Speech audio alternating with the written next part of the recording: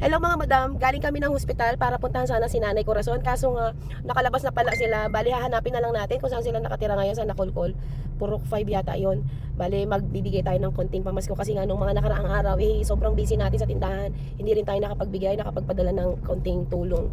Kaya tayo na mismo ang pupunta sa kanila at hanapin yung bahay nila. Tara guys, samahan nyo kami.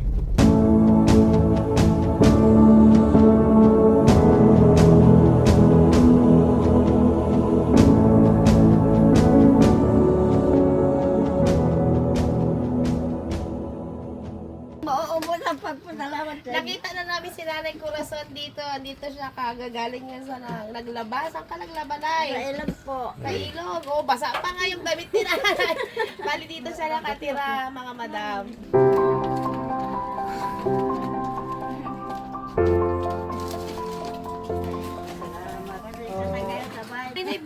Bigyan mo na kita ng ano, Nay, ha? Tapos babalik kami. Panggastos mo lang, pambili ng kape, pambili ng kahit may dala na kami. mantika, toyo, Nay. Ay, salamat po. Ay, talaga. Yan, malay mo, di ba, i-bless pa tayo. Mas marami pang maibigay sa inyo. Salamat Sa mga gusto pong tumulong kila Nanay, pwede po kayong magpunta dito or maghatid ng tulong.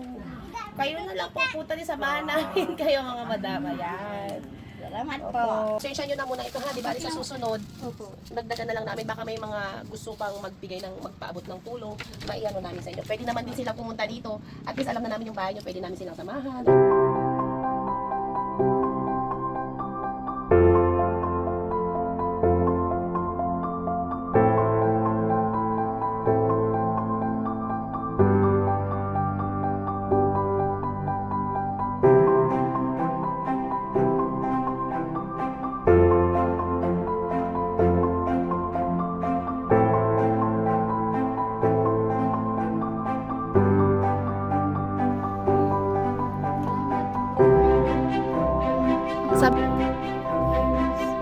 Ano yung inumin nyo na yan?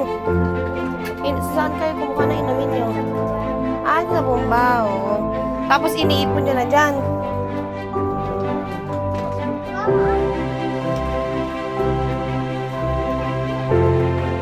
Dito na rin si Nanay.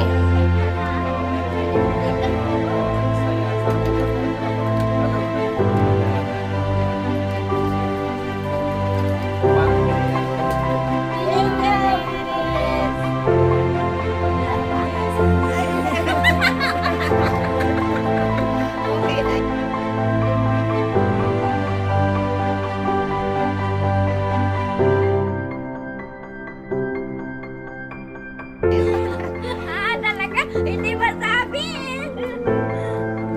Liit talaga, ano? Pero awa ng Diyos